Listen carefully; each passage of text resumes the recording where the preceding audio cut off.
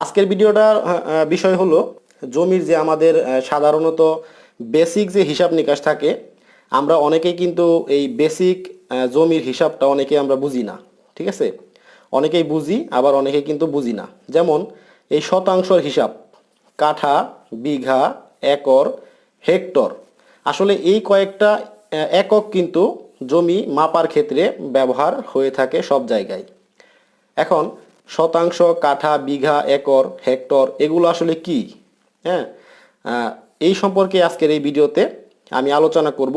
আশা করি ভিডিওটি আপনাদের অনেক উপকারে আসবে। তো চলুন শুরু করি। প্রথমে শুরু করব হচ্ছে শতাংশ দিয়ে। প্রথমে আমি এখানে আপনাদের বোঝানোর জন্য আমি লিখি, আপনারা খেয়াল করুন, 1 শতাংশ।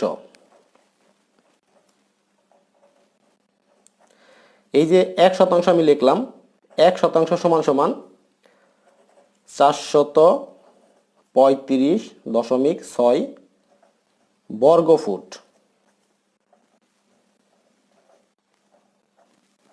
ঠিক আছে, এখন 1 শতাংশ সমান সমান 435.6 বর্গ ফুট।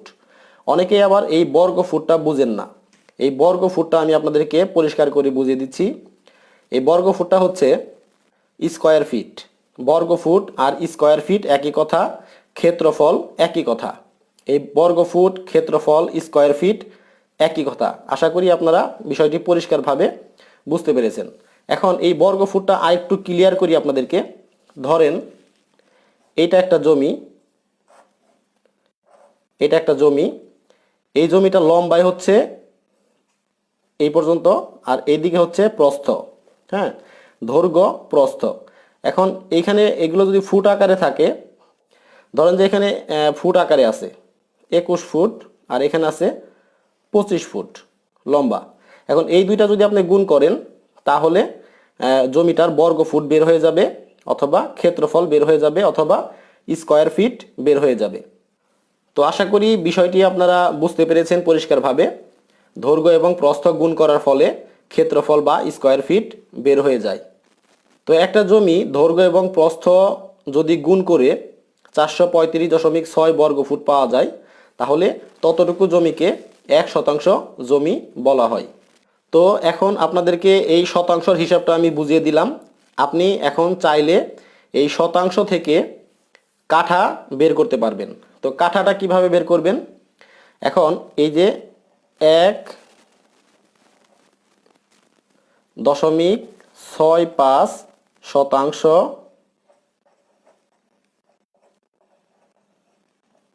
সমান সমান হচ্ছে 1 কাঠা। তার মানে কাঠা কিন্তু শতাংশের চাইতে বড়। হ্যাঁ, শতাংশের চাইতে কাঠা কিন্তু জমিটা কিন্তু বেশি, প্রায় 1.5 শতাংশের উপরে। 1.5 শতাংশের উপরে জমি যদি থাকে তাহলে তাকে 1 কাঠা বলা হয়। ঠিক আছে, মানে 1.65 শতাংশ সমান সমান 1 কাঠা। তাহলে শতাংশ থেকে কিন্তু আপনারা কাঠার হিসাবটা বের করতে পারবেন। আমি যে হিসাবটা আপনাদের দেখাচ্ছি এই হিসাবটা হচ্ছে একদম সরকারিভাবে। তো অনেক জায়গায় কিন্তু অনেকভাবে হিসাব করা হয় কাঠার হিসাবটা। আসলে আমি যেটা দেখাচ্ছি এটা হচ্ছে স্ট্যান্ডার্ড, একদম সরকারি মাপ। ঠিক আছে, তাহলে আপনারা বুঝতেই পারলেন 1 বা 1.65 শতাংশে 1 কাঠা হয়ে থাকে। এখন ভিডিওর কমেন্টে অনেকেই আপনারা কমেন্ট করে থাকেন যে শতাংশ, ডিসিমল এবং শতক এটার মধ্যে পার্থক্য কি? আসলে আমি আপনাদেরকে এখানে একটু নোট করে বোঝাই। যদি এখানে লেখেন শতাংশ, এইটা, আর এইভাবে লেখে কোনো কোনো জায়গায় শতক। ঠিক আছে, আবার কোনো কোনো জায়গায় লেখে ডিসিমল। হ্যাঁ, ডিসিমল। আর অনেক জায়গায় লেখে ডিসেম। এটা শতাংশ, শতক, ডিসিমল, ডিসেম একই কথা। হ্যাঁ, আশা করি আপনারা কমেন্টে আপনাকে অনেকেই কমেন্ট করেছিলেন, কমেন্টের উত্তরটা আপনারা পেয়ে গেলেন। শতাংশ, শতক, ডিসিমল, ডিসিম এগুলো কিন্তু সব একই কথা। ঠিক আছে, তো যাই হোক, এখন আমরা মূল ভিডিওতে চলে আসি। এখানে আমি আপনাদেরকে দেখাইলাম এটা কাঠার হিসাবটা। এখন আপনি যদি কাঠার হিসাবটা আর একটু ভালোভাবে বের করতে চান, কাঠা থেকে যদি বিঘা বের করতে চান, তাহলে কিন্তু আপনি বিঘাও বের করতে পারবেন। প্রথমে আমি আপনাদেরকে বিঘার হিসাবটা শতাংশে বুঝিয়ে দিচ্ছি। এখানে যদি আপনারা বিঘা চিন্তা করেন তাহলে হবে 33 শতাংশে 33 শতাংশ বা ডিসিমলে এখানে হবে 1 বিঘা। ওকে, দেখেন আপনারা এই যে আপনারা শতাংশটা বের করছেন, এই শতাংশ হচ্ছে 33 শতাংশে আবার 1 বিঘা। ওকে, এখন আপনি এই কাঠা দিয়েও কিন্তু আপনি বিঘার হিসাবটা করতে পারেন। এখানে হবে 20 কাঠা, এই 20 কাঠা সমান সমান আবার 1 বিঘা। ঠিক আছে, তার মানে এই শতাংশের চাইতে কিন্তু কাঠাটা কিন্তু বেশি পরিমাণ, সেই জন্যে 33 শতাংশে 1 বিঘা হয়েছে। এখন আবার 20 কাঠাতে 1 বিঘা, একই কথা। 33 শতাংশে 1 বিঘা, আবার 20 কাঠায় 1 বিঘা। তো আপনাদেরকে আমি দেখালাম হচ্ছে শতাংশ, তারপরে দেখালাম কাঠা, এবং এখন দেখাইছি হচ্ছে বিঘার হিসাবটা। এখন যে হিসাবটা আসে সেই হিসাবটা আমি আপনাদেরকে দেখাবো একর। হ্যাঁ, একরের হিসাবটা দেখাবো। এখন এইখানে দেখেন আপনারা 100 শতাংশে সমান সমান 1 একর। তো ওই রকম 100 শতাংশ জমিতে হবে 1 একর।